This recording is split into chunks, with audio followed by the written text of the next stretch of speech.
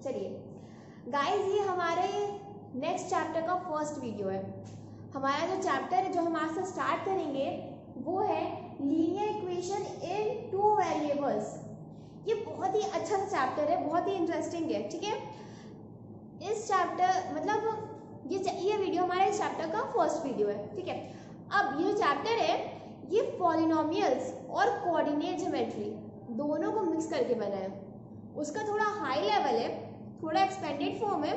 दोनों को आप अगर आपने पॉलिनोमियल और कोऑर्डिनेट ज्योमेट्री अच्छे से समझी होगी ना, तो ये चैप्टर डेफिनेटली आपको बहुत इजीली और बहुत जल्दी से समझ में आने वाला है। ठीक है, तो हम स्टार्ट करते हैं। देखिए, हमारे चैप्टर का नाम क्या है? लीनियर इक्वेशन इन टू वेरिएबल्स। चैप्टर के नाम से ही हम स्टार्ट करते हैं। चैप्टर में सबसे पहले लीनियर इक्वेशंस। अब लीनियर इक्वेशंस इसमें दिया है। हम चलते हैं पॉलिनोमियल्स में। पॉलिनोमियल्स में हमने बताया था लीनियर पॉलिनोमियल मतलब ऐसे पॉलिनोमियल जिनकी डिग्री 1 होती है। डिग्री क्या? Highest power of the variable in the polynomial, वो डिग्री होती है। तो ऐसे पॉलिनोमियल जिनकी डिग्री 1 होती है उनको हम कहते हैं polynomial. For example, polynomial of x such that ax plus b, ये हमारा पॉलिनोमियल है और ये हमारा लीनियर पॉलिनोमियल है। क्यों? क्योंकि इसकी डिग्री 1 है। जब भी कोई पॉलिनोमियल को हम 0 से इक्वेट करते हैं, कोई भी पॉलिनोमियल हो, डिग्री 1 का, डिग्री 2 का, मतलब लीनियर, क्वाड्रेटिक, क्यूबिक, कोई भी पॉलिनोमियल हो, उस पॉलिनोमियल को जब आप 0 से इक्वेट करोगे तो वो पॉलिनोमियल एक इक्वेशन बन जाता है। ठीक है, चाहे वो कितनी भी डिग्री का ही पॉलिनोमियल क्यों ना हो। सिमिलरली यहाँ पर हमें लीनियर इक्वेशन की बात करनी है, तो जब भी हम किसी लीनियर पॉलिनोमियल को 0 से इक्वेट करेंगे तो वो पॉलिनोमियल हमारा लीनियर इक्वेशन बन जाएगा। जब भी हम किसी लीनियर पॉलिनोमियल को 0 से इक्वेट करेंगे तो हमारा वो जो लीनियर पॉलिनोमियल होगा वो बन जाएगा हमारा लीनियर इक्वेशन। यहाँ तक बात ठीक थी? ये तो ठीक है। अब हमने पॉलिनोमियल में एक वेरिएबल पढ़ा था। वेरिएबल क्या था? जिसकी वैल्यू चेंज होती है। तो पॉलिनोमियल में तो हम एक ही वेरिएबल पढ़ रहे थे। जैसे अगर लीनियर पॉलिनोमियल है ax प्लस b, क्वाड्रेटिक है तो ax square plus bx plus c, cubic है तो ax cube plus bx square plus cx plus d, ऐसा पढ़ रहे थे हम।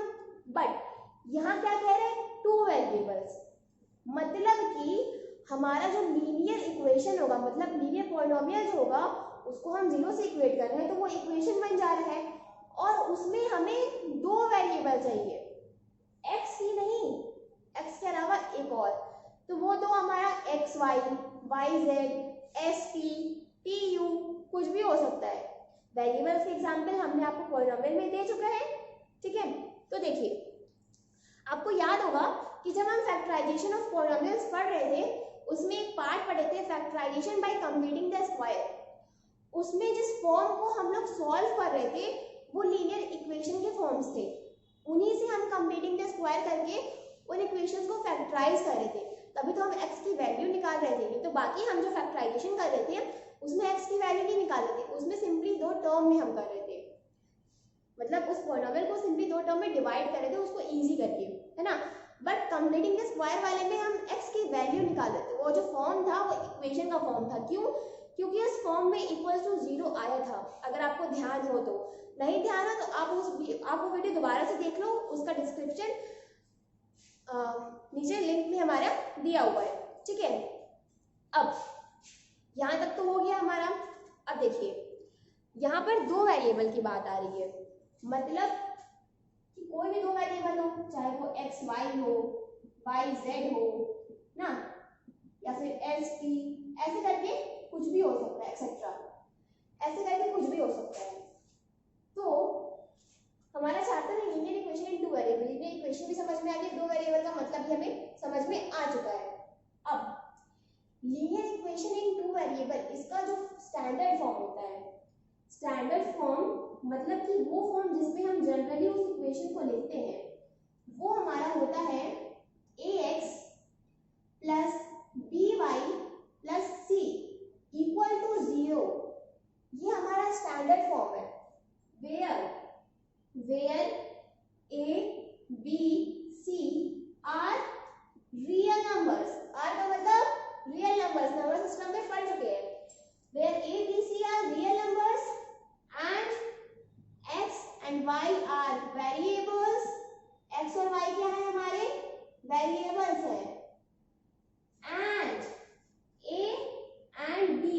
Should not equal to 0। समझ में आ रही है बात सबको? देखिए पॉलिनोमियल्स में हम एक वेरिएबल पढ़े थे, उसका स्टैंडर्ड फॉर्म अलग अलग डिग्री के हिसाब से अलग अलग बन रहा था स्टैंडर्ड फॉर्म। उसी वे में इक्वेशन का भी एक स्टैंडर्ड फॉर्म होता है, ठीक है। ये जो फॉर्म हमने यहाँ पर लिखा है, ये जो फॉर्म लिखा है, ये लीनियर इक्वेशन का स्टैंडर्ड फॉर्म है। लीनियर इक्वेशन क्यों? क्योंकि ये इक्वेशन है, 0 से इक्वल टू ये इक्वेशन हुआ और इसमें वेरिएबल्स की डिग्री क्या है? 1 है, तो ये हुआ लीनियर इक्वेशन। अब ये 2 वेरिएबल्स में भी है क्योंकि इसमें 2 वेरिएबल हुए हैं, एक x और एक y, इसलिए इस फॉर्म को बोलते हैं standard form of linear equation in 2 variables. अब कांस्टेंट आप a b c की जगह कुछ भी ले सकते हो, और a b c कांस्टेंट है, उसकी जगह आप कुछ भी ले लो, a b c मतलब d f नंबर है, कुछ भी है, ये जनरल फॉर्म है इसलिए ऐसे लिखा है। वेरिएबल है, वेरिएबल एक्स वाई है, एक्स वाई की जगह कुछ भी ले लो, X Y Y Z S T कुछ भी ले लो, ठीक है, चलता है। पर ये जो है हमारा स्टैंडर्ड फॉर्म है। इसमें देखो, इसमें जो a b c है ये हमारे रियल नंबर है, कुछ भी हो सकता है, ये हमारे रियल नंबर है, ठीक है। अब and x and y are variable, x y variable, ये भी सबको समझ में आ रही है। और सबसे इंपॉर्टेंट बात कि a and b should not equal to 0। देखो a and b should not equal to 0। अगर हमारा a इक्वल टू 0 हो गया, अगर यहाँ पर जैसे ax plus by plus c equal to 0 लिखा है, अगर हमारा a इक्वल टू 0 हो गया तो ये टर्म हमारा 0 हो जाएगा, तो बचेगा क्या? by plus c equals to 0। तो ये क्या बन गया? Linear equation in 1 variable, but हमको पढ़ना क्या है? लीनियर इक्वेशन इन 2 वेरिएबल, ठीक है, इसलिए a 0 नहीं होना चाहिए। उसी तरह अगर हमारा b 0 हो गया, अगर हमारा b 0 हो गया तो ये टर्म हमारा 0 हो जाएगा, ये टर्म 0 हो जाएगा, तो बचेगा क्या? ax plus c equals to 0। ये फिर हमारा लीनियर इक्वेशन इन 1 वेरिएबल हो गया, पर हमको चाहिए क्या? लीनियर इक्वेशन इन 2 वेरिएबल, ठीक है। इसीलिए हम कहते हैं कि इस स्टैंडर्ड फॉर्म में a and b should not equal to 0, a b c are real numbers and x y are variables. इतनी बात समझ में आ रही है सबको? ठीक है, आई होगी। अब पॉलिनोमियल्स में हम जीरोस निकालते थे, जीरोस निकालते थे। जीरोस मतलब पॉलिनोमियल के ऐसे पॉइंट्स, मतलब वेरिएबल की ऐसे, मतलब ऐसे पॉइंट, जीरोस का मतलब होता है ऐसे पॉइंट जिन पे पॉलिनोमियल की वैल्यू 0 आ जाए। वैल्यू ऑफ द पॉलिनोमियल हम पढ़े थे, मतलब x की कोई वैल्यू है, उसको हम पॉलिनोमियल पे पुट कर रहे हैं, तो जो हमारा आंसर आ रहा है वो वैल्यू ऑफ द पॉलिनोमियल, ठीक है। उसी वैल्यू ऑफ द पॉलिनोमियल में जो भी x की कोई ऐसी वैल्यू जिसपे हमारे जो पॉलिनोमियल की वैल्यू है वो 0 आ जाए, तो वो होती है जीरोस ऑफ द पॉलिनोमियल, ठीक है। इसको हम कहते थे सॉल्यूशन, वो लीनियर पॉलिनोमियल में हम पढ़े थे, ठीक है। कोई भी हमारा पॉलिनोमियल है, suppose 2x plus 5, p of x such that 2x plus 5, ये हमारा लीनियर पॉलिनोमियल है, ठीक है। इसका जीरोस मतलब इसकी ऐसी कौन सी वैल्यू होगी जिसपे इसकी वैल्यू 0 हो जाए, वो जीरोस निकालने के लिए हम क्या करते थे? सिंपली इसको 0 से इक्वेट करते थे, उसके बाद इसको सॉल्व कर लेते थे। तो x की जो वैल्यू आती थी उसको हम कहते थे 0 ऑफ द पॉलिनोमियल, ये हो गया। पर यहाँ क्या बात हो रही है? इक्वेशन की बात हो रही है, यहाँ पॉलिनोमियल में इक्वेशन की बात हो रही है। इक्वेशन है मतलब हमारा पॉलिनोमियल नहीं दिया है, पॉलिनोमियल को इक्वेशन में कर दिया है, मतलब हमारा क्वेश्चन इस टाइप से दिया रहेगा। यहाँ पे 1 वेरिएबल की बात हो रही है, पहले पॉलिनोमियल समझाया था, अभी 1 वेरिएबल चल रहा है। 2 वेरिएबल का स्टैंडर्ड फॉर्म वगैरह सब बता चुके हैं, पर हम कंपेयर करके पढ़ा रहे हैं, तो पहले यहाँ पे 1 वेरिएबल की बात चल रही है, ठीक है। देखो अब अगर 1 वेरिएबल दिया है, 1 वेरिएबल अगर दिया है तो सिंपली इक्वेशन है, तो 0 से इक्वेटेड तो पहले होगा। उसी तरह सिंपली हम लोग इसको, जैसे यहाँ पे पहले हम 0 से इक्वेट कर रहे थे, तो यहाँ पे हमें 0 से इक्वेट करने की जरूरत नहीं है, सिंपली हम इसको सॉल्व कर देंगे, ये आ रहा है। तो मतलब ये जो x की वैल्यू आई, ये इस इक्वेशन के सॉल्यूशन है। 1 वेरिएबल की अगर बात करें तो जो इक्वेशन दिया था उसका ये सॉल्यूशन है। जैसे पॉलिनोमियल में हमारे जीरोस होते थे, वैसे इक्वेशन में, लीनियर पॉलिनोमियल या किसी भी पॉलिनोमियल में जीरोस होते हैं, वैसे लीनियर इक्वेशन या किसी भी इक्वेशन में सॉल्यूशंस होते हैं। उसको जीरोस नहीं बोलते, सॉल्यूशंस बोलते हैं, रूट्स बोलते हैं, ठीक है। रूट्स जैसे बोलते हैं ना, जीरोस रूट्स सब एक ही चीज का नाम बताए थे, उसी तरह ये सॉल्यूशंस है रूट्स हैं इसके, ठीक है। अब ये था वन वेरिएबल, इतना हो गया। अब देखो मतलब आई होप ये सबको समझ में आ रहा होगा, ठीक है। मतलब जैसे जीरोस की वैल्यू होती है, जीरोस उसको कहते थे कि मतलब ऐसी वैल्यू पॉलिनॉमियल की वैल्यू जीरो हो जाए, उसी तरह सॉल्यूशन उसको बोलते हैं, सॉल्यूशन उसको बोलते हैं जो मतलब एक्स की ऐसी वैल्यू जिसमें वो इक्वेशन की वैल्यू मतलब वो इक्वेशन को सेटिस्फाई करे। सॉल्यूशन का मतलब एक्स की ऐसी वैल्यू कि अगर हम एक्स में कोई भी वैल्यू पुट करें तो उस वैल्यू पे ये जो पूरा इक्वेशन है हमारा जीरो आ जाए। तो देखो यहाँ पे एक्स की वैल्यू हमने -5/2 निकाली है, हम कह रहे हैं कि ये हमारा सॉल्यूशन है इस इक्वेशन का, तो उसको चेक कर लेते हैं। एक्स की जगह हम सीधे -5/2 चेक कर पुट कर देते हैं। अगर हम एक्स की जगह -5/2 पुट करते हैं तो देखो 2 कर दिया, क्या बचा हमारे पास -5 + 5 = 0। तो हमने वेरीफाई कर लिया कि ये जो हमारा x की वैल्यू आई थी ये इस इक्वेशन का सॉल्यूशन है। क्यों? क्योंकि x की वैल्यू यहाँ पे रखने पे ये इस इक्वेशन को सेटिस्फाई कर रही है, ठीक है। ये हो गया। अब एक और एग्जांपल देख लेते हैं। दूसरा एग्जांपल हम मान लेते हैं कि हमें सॉल्यूशन फाइंड करना है, फाइंड द सॉल्यूशन ऑफ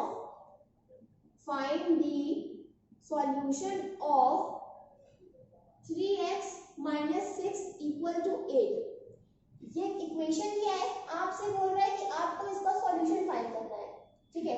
अब आप बोलोगे कि मैम यहाँ पर तो आपने बोला था कि जब कोई भी पॉलिनॉमियल 0 से इक्वेट होता है तब उसको इक्वेशन बोलते हैं, पर यहाँ तो ये 8 के इक्वेट है।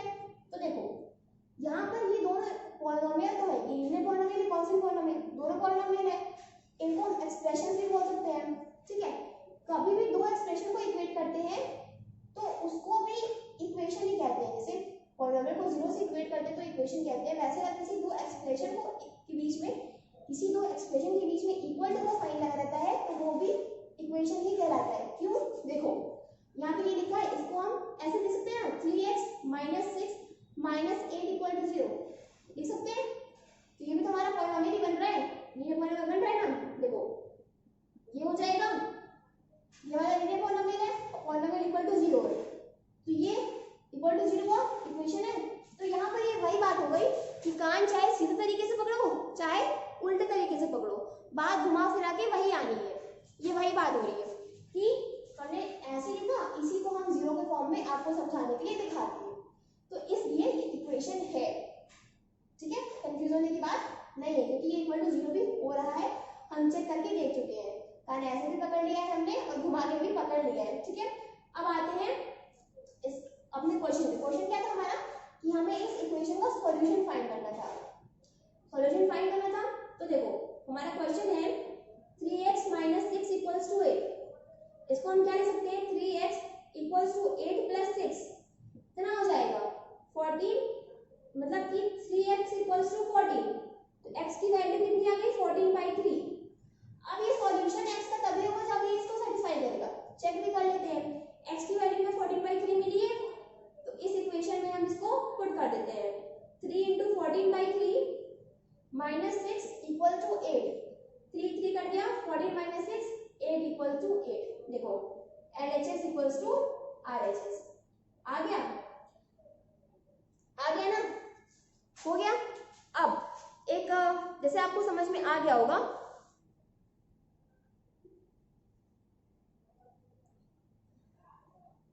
देखो हमने समझा दिया कि उसको भी इक्वेशन बोलेंगे, हमने ये भी दिखा दिया कि उसका सॉल्यूशन है। अगर आपको सॉल्यूशन नहीं बिलीव हो रहा था तो उसके लिए हमने वेरीफाई करके भी दिखा दिया। समझ में आ गया। अब अगर आपसे कहा जाए कि आपको कोई जैसे दिया है नंबर,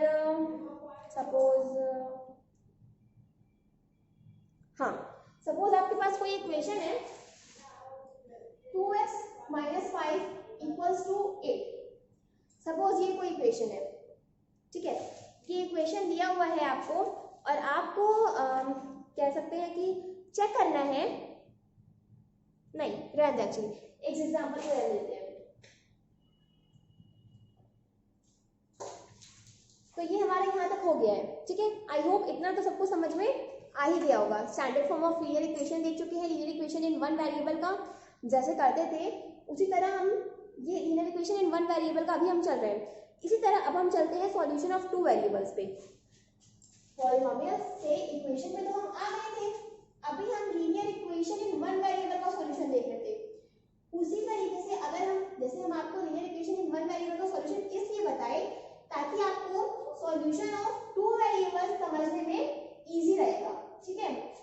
आप वन वेरिएबल का तो समझ गए क्योंकि उसमें एक ही वेरिएबल होता है, इक्वल टू 0 करते हैं, सिंपली हमारा आंसर आ जाता है। इक्वेशन में तो वैसे भी इक्वल टू 0 रहता है, बस उस फॉर्म को, उस इक्वेशन को सॉल्व करना होता है, ठीक है। बट टू वेरिएबल्स का जो सॉल्यूशन होता है, जो हमारा सॉल्यूशन ऑफ टू वेरिएबल्स रहते हैं, टू वेरिएबल्स है ना, ये भी होता उसी टाइप से है। बस आप लोग को टफ क्यों लगता है क्योंकि इसमें दो वेरिएबल है। देखो इसमें दो वेरिएबल होते हैं पर इसमें डरने वाली कोई बात नहीं होती है। जैसे हमारा वन वेरिएबल वाला सॉल्व हो रहा था ना, वैसे ही हम अपने टू वेरिएबल को भी सॉल्व करेंगे। इसको एग्जांपल लेके सॉल्व करते हैं कि सपोज हमारा एक एग्जांपल है कि हमारा एग्जांपल है कि show that x equals to 1 and y equals to 1 is a solution of the equation 3x minus 1 upon 2 plus 2y plus 1 upon 3 equals to 2, ठीक है। ये हमारा इक्वेशन दिया है, हमें चेक करना है कि x इक्वल्स टू 1 और y इक्वल्स टू 1 इसका सॉल्यूशन है कि नहीं।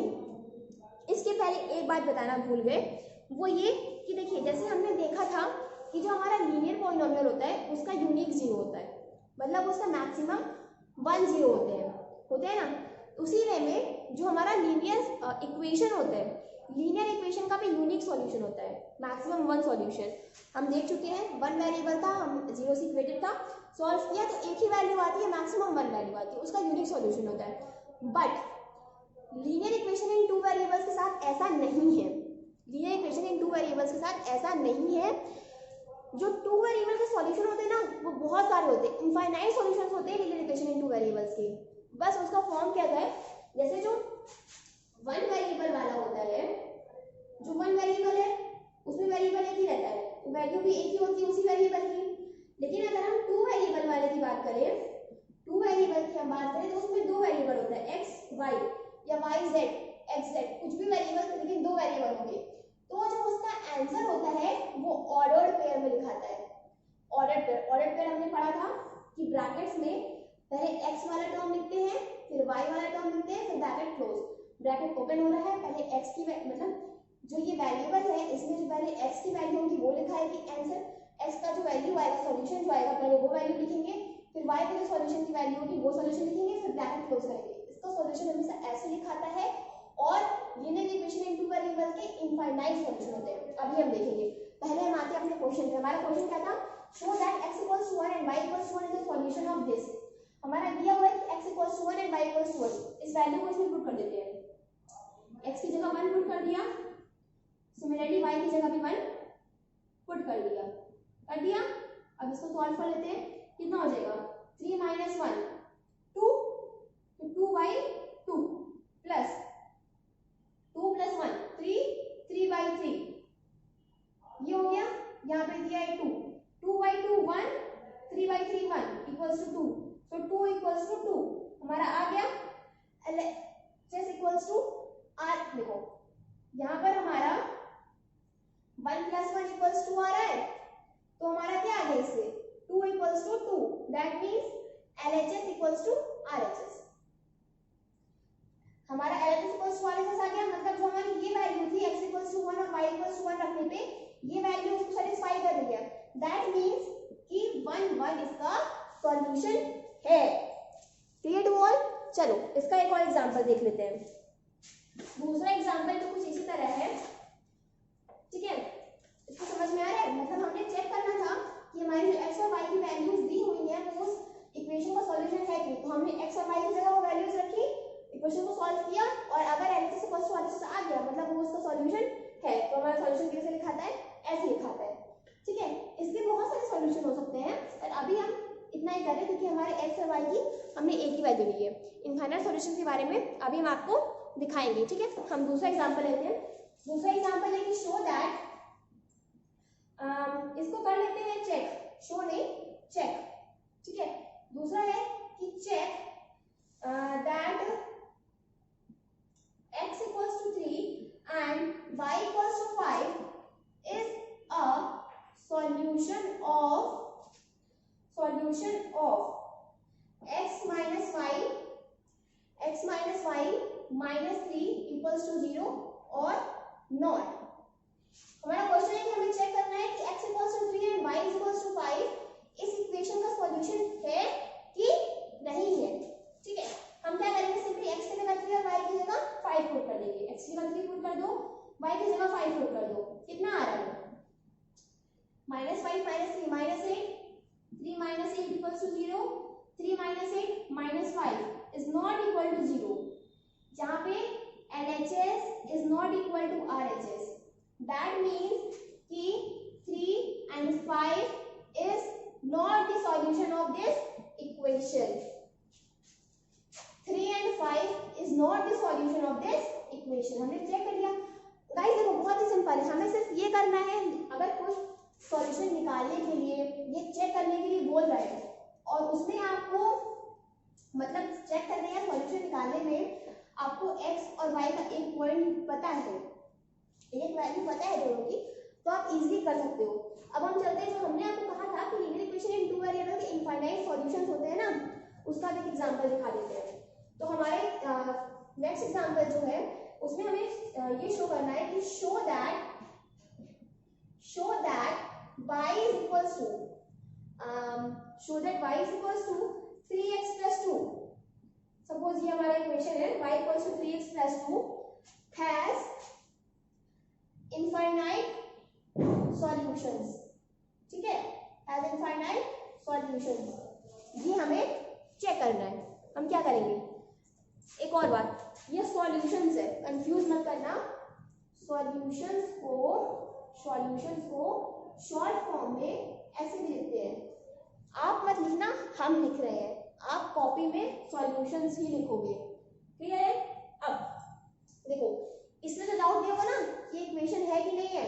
सिंपली हम लोग y इधर जाएंगे तो y नेगेटिव में हो जाएगा और इधर क्या बचेगा 0। तो ये किस फॉर्म में हो जाएगा, 3x - y + 2 = 0।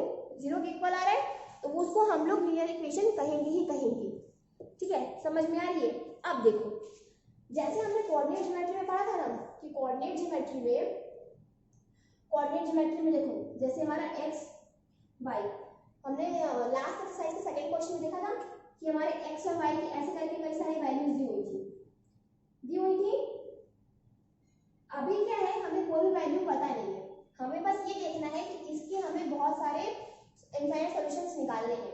इसके पहले वाले एग्जांपल में हम क्या कर रहे थे, हमें पॉइंट दिए थे, पर उस पॉइंट को हमें रख के देखना था कि वो सॉल्यूशन है कि नहीं, पर यहाँ तो पॉइंट ही नहीं दिए। उसके लिए क्या करोगे, सबसे पहले जैसे कि इस फॉर्म में दिया है ना, इस फॉर्म में है, अगर ये इस फॉर्म में ना होके ऐसे लिखा होता 3x - y + 2 = 0, ऐसे लिखा होता तो भी आपको इस फॉर्म को इसमें चेंज करना होगा।